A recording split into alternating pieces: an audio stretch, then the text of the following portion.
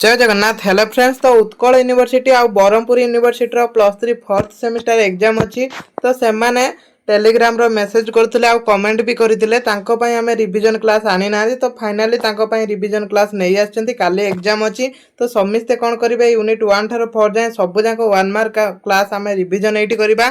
तो जो माने भी ब्रह्मपुर यूनिवर्सिटी पिला अछो आ उत्कल यूनिवर्सिटी पिला अछो क्लास टिक लास्ट जाय देखंतु। काली की एग्जाम को जिबा पूर्व वीडियोटा लाइक मारी रखंतु, देखिए जी यूनिट 1 थारू 4 जाए सब जाक क्वेश्चन आम गोटे क्लास रे डिस्कसन करूछंती। माने एउठु ही सब प्रश्न आपनकर आसीबो। जो माने क्लास टी लास्ट जाए देखिछंती तो तापर आसी कमेंट करिवे ए प्रश्न रु आसिला कि नाही। तो यूनिट 1 प्रथम डिस्कसन करबा। संकटमय युग भाबरे यूरोप इतिहास रे डैश शताब्दी को बुझाए। को शताब्दी को बुझाइताए संकटमय युग ही आमे सप्तदश शताब्दी को ही बुझितांती।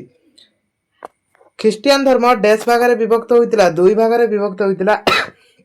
कौन कौन थिला? प्रोटेस्टेंट आ कैथोलिक। मन रखिथिबे 30 वर्षीय युद्ध डेस्टार अनुष्ठित होइतिला। कोठारे? जर्मनी रे होइतिला। ए युद्ध केबे आरंभ होइतिला?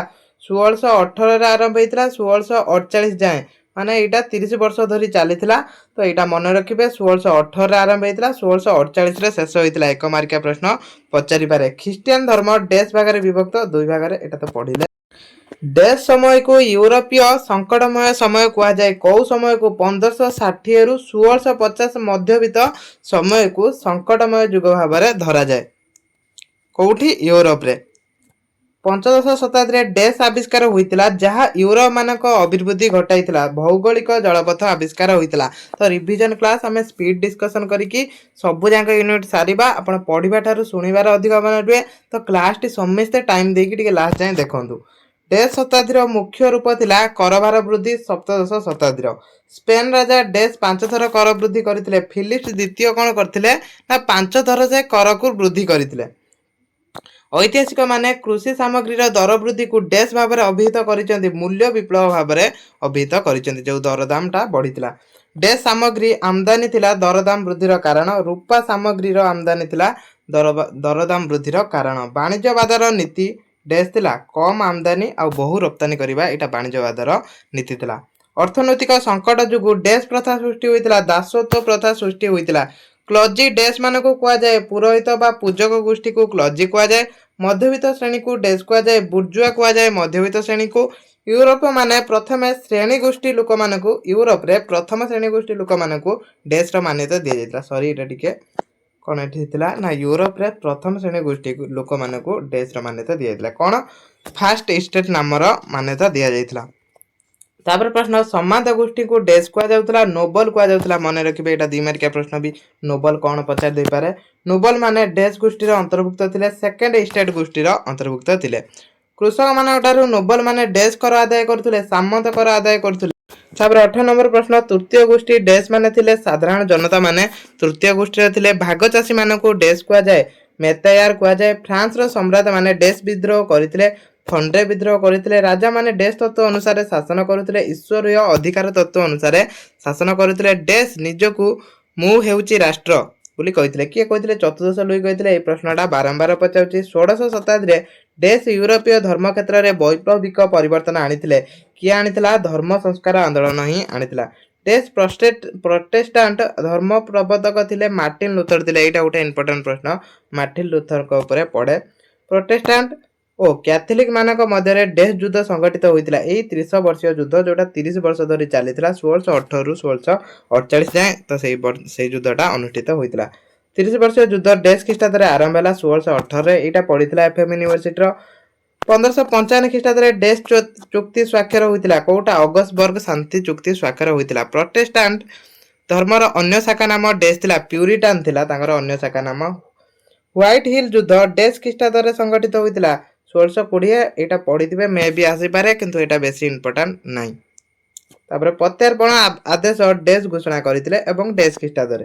द्वितीय फर्डिनांड घोषणा करथिले केबे? 1629 ख्रीष्टाब्द रे से घोषणा करथिले। 1648 ख्रीष्टाब्द रे डैश चुक्ति स्वाक्षर होइतिला वेस्टफालिया संधि चुक्ति स्वाक्षर होइतिला। से 1648 मसिया रे कोन होइतिला ना ए संधि स्वाक्षर होइतिला। तापर कोन होइतिला? तापर जो 30 वर्षीय युद्धर समाप्त घटी गौरवमय विप्लव डैश मसीह संगठित होता यहाँ भी एफएम यूनिवर्सिटी आसाला 1688 मसीह संगठित होता डैश देश गौरवमय विप्लव संगठित होता कौ देश डैश देश माने इंग्लैंड देश में एलिजाबेथ चर्च गुड़िक जातीयकरण कर सेगुड़िकर नाम रखिले कौन आंग्लिकान चर्च तो ये आउ कि देखो जोड़ा इंपोर्टाट प्रश्न अच्छी से गुड़ा मुझे मार्क करदेमी तो जोड़ा इंपोर्टाट था आम डिस्कसन करते यहाँ इंपोर्टाट क्वेश्चन अच्छी 1688 ख्रीटाब्द इंग्लैंड रे डैश विप्लव संगठित होता गौरवमय विप्लव यहाँ मन रखिथे आउ यहीटा भी अच्छी इंपोर्टाट तो जोड़ा मार्क कराऊँगी से गुड़ा पढ़े बाकी जो गुड़ा डिस्कसन कराया कथा मुझे कर सारी तापर जा यूनिट 2 तो यहाँ यूनिट 2 तो जहाँ भी अच्छी प्रश्न ये आम डिस्कसन करवा प्राचीन युग डैश भाव प्राचीन युग भाव ऐतिहासिक माने डैश वर्ष को निर्णय करते हजार वर्ष काल को निर्णय कर पंचम ख्रीष्टाब्द बेले को डैश पतन घटवा सह प्राचीन युगर विलोप घटीला बोली जना जाए रोम पतन घटला प्राचीन युगर भी विलोप बा पतन घटीला मध्य युग को यूरोप इतिहास डैश युग भाव अभिहित कराए अंधकारमय युग भाव अभिहित कराए प्रथम पुनर्जागरण डैश देश आरंभ है यहाँ गोटे बारंबार पचारे इटाली देश आरंभ है जोड़ा बारंबार पचारे से गुड़ा मुझे मार्क कर रेन्सा बा नवजागरण यही पदटी डैश देश एक शब्द उद्भव होता यहाँ भी पड़े फ्रांस शब्द उद्भव होता रेन्सा शब्दटीर अर्थ कौन पुनर्जन्म बा नूतन जन्म जहाँ भी आप लिखिपारे डैश प्रथम यही रेन्सा शब्द को इतिहास लेखन व्यवहार करते जूलियस मिचेल यहाँ भी गोटे इंपोर्टाट प्रश्न अच्छी तो इंपोर्टाट क्वेश्चन सब जो गुड़ाक अच्छी तो से गुड़ाक सब यूनिट प्रथम रु दे दूची धर्मनिरपेक्षता डैश एक मुख्य वैशिष्ट्य था रेन्सार एक मुख्य वैशिष्ट्य था प्लाटोनिक एकाडेमी डैश टारे प्रतिष्ठा करा कौटारे इटाली फ्लोरेंस नगरी में यहाँ गठन करा डैश मसीह प्लाटोनिक एकाडेमी प्रतिष्ठा करा जायतिला केबे 1396 डैश मसीह कन्स्टानोपल पतन घटिला यहाँ गोटे इंपोर्टाट प्रश्न आगुरी भी आप पढ़ी 1453 शिक्षा प्रधान केन्द्र स्थली प्राचीन काल यूरोप रे डैश ठारे थिला कन्स्टानोपल ठारे थिला डैश कन्स्टानोपल आक्रमण अधिकार करथिले द्वितीय मोहम्मद कन्स्टानोपल को आक्रमण आ अधिकार करथिले मध्ययुग यूरोप इतिहास रे डैश युग भाव अभिहित करा जाए विश्वासर युग बोली कहुए से यस और नो पुस्तक डैश को द्वारा रचना करा जायतिला पीटर आबलर्ड यस और नो पुस्तक रचना करथिले पीटर आबलर्ड डैश देशर थिले फ्रांस देशर थिले रोजर बेकन डैश पुस्तक रचना करथिले उपस मास्टा रोजर बेकन रचना करथिले मुद्रण प्रक्रिया यूरोपीय माने डैश ठारू शिक्षा करथिले आरबीय मानक ठारू से शिक्षा करथिले प्रथम डैश मुद्रण यंत्र उद्भावन कले जॉन गुटेनबर्ग मुद्रण यंत्र उद्भावन करथिले तापरे जॉन गुटेनबर्ग डैश देशर थिले से जर्मनी देशर थिले ख्रिस्टियन और मुसलमान को मध्य दीर्घ दिन धरी चलुवा युद्ध को डैश कहुए धर्मीय युद्ध बा क्रुसेद कहुए 1666 मसीह डैश अनुष्ठान प्रतिष्ठा करा जायतिला रॉयल एकेडमी ऑफ साइंस प्रतिष्ठा करा जायतिला तो सबू 6 याद मन रखिदेवे डैश को आधुनिक विज्ञान जनक बोली कहुए फ्रांसिस बेकन को आधुनिक विज्ञान जनक बोली कहुए डैश थिले प्रथम ज्योतिर्विज्ञानी निकोलस कॉपरनिकस थिले प्रथम ज्योतिर्विज्ञानी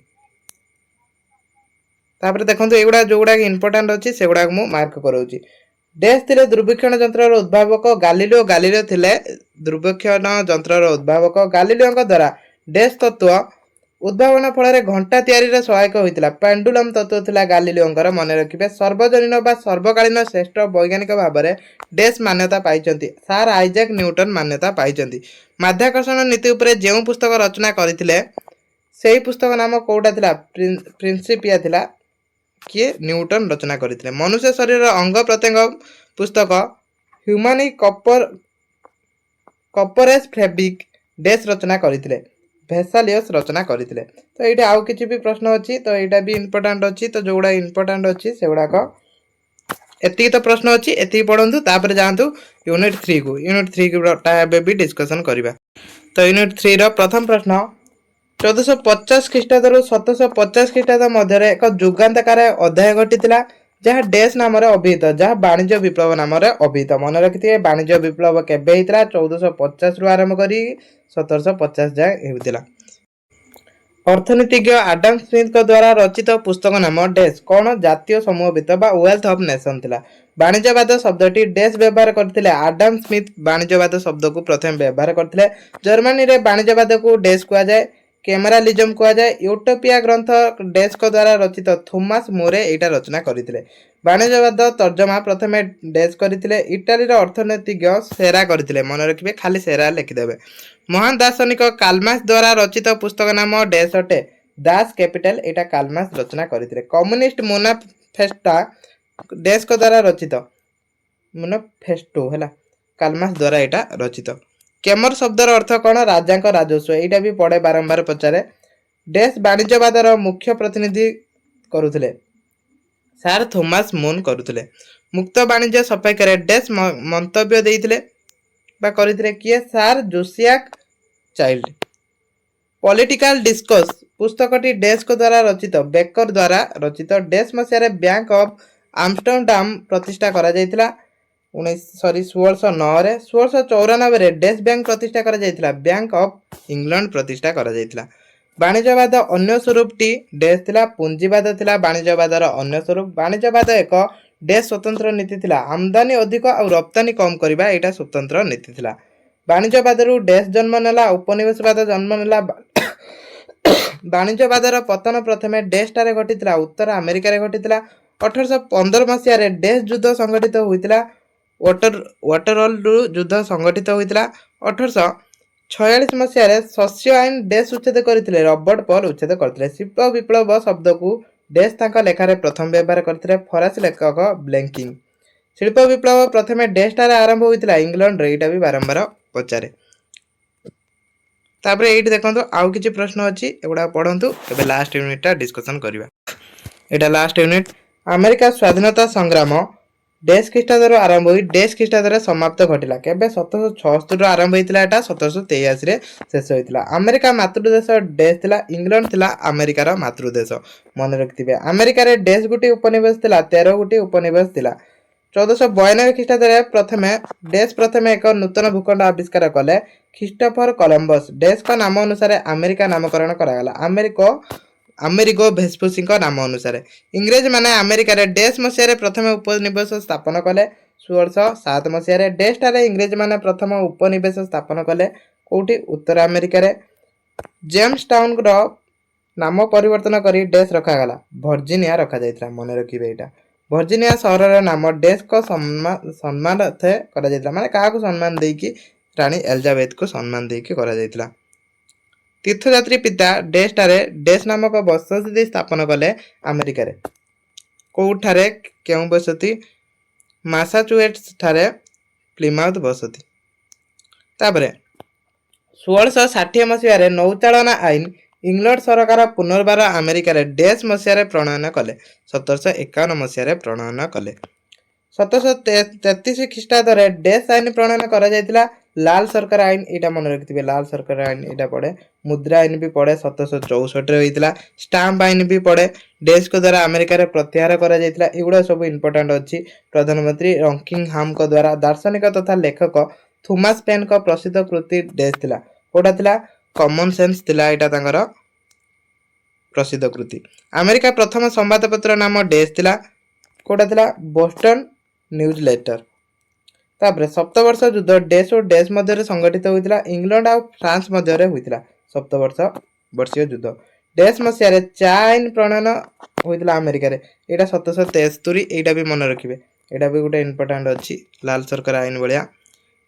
तापरे डैश थिले स्वाधीन अमेरिकार प्रथम राष्ट्रपति जॉर्ज वाशिंगटन। अमेरिकार डैश नगरी को वाशिंगटन का नाम रे नामित करा जायछि कोटा गुट मार्क को। स्वाधीन अमेरिकार राजधानी नाम डैश थिला वाशिंगटन थिला तांका राजधानी नाम। अमेरिका स्वाधीनता संग्राम प्रथमे डैश ठारू आरंभ होइतिला कोठी मासाचुसेट्स ठारू आरंभ होइतिला। तापर प्रश्न वर्साइल संधि चुक्ति डैश मसीह स्वाक्षर होइतिला 1783 मसीह स्वाक्षर होइतिला। स्वाधीन अमेरिकार संविधान डैश मसीह प्रथम कार्यकारी होइतिला। स्वाधीन अमेरिका संविधान डैश मसीह कार्यकारी होइतिला केबे 1789 मसीह एटा कार्यकारी होइतिला। तो आउ एति प्रश्न अछि आउ किछि भी प्रश्न नाही तो एति समिते पढि देबे नियति भाबरे जहा भी प्रश्न आसीबो या भितर आसीबो तो समिते क्लास को दुई थरा वाच करके जिबे एग्जाम को जिबा पूर्व नियति भाबरे देखि जिबे। क्लास 8 रखछि। जय जगन्नाथ।